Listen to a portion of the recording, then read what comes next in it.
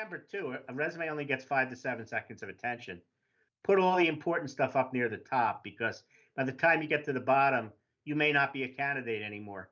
So load it up front, get my attention, get our focus going, and then, well, gee, he knows this. Well, let's see what else he or she knows. Let me go down further.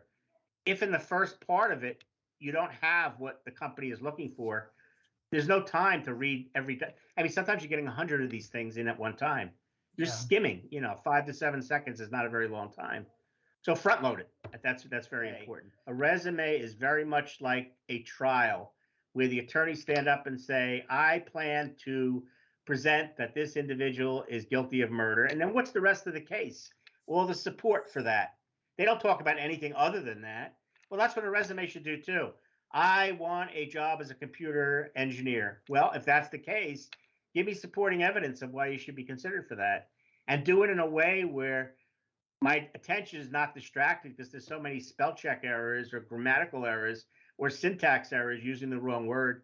Thank you so much for watching this segment of the Engineering Success Podcast. If you liked it, make sure to check out the other videos down below that are recommended to you. And if you really like the podcast, make sure to subscribe right down there in the middle. Really appreciate it. It's free to you and helps us a lot out. And last but not least, the best way to help the show grow is to comment down below. So leave your comment if you have any thoughts about this segment. Thanks. I ain't chasing payments, still playing in the basement while I'm working on arrangements. They heard the kid in 50 countries, thank God that's amazing. But I'd rather thank Spotify, they put me on the station.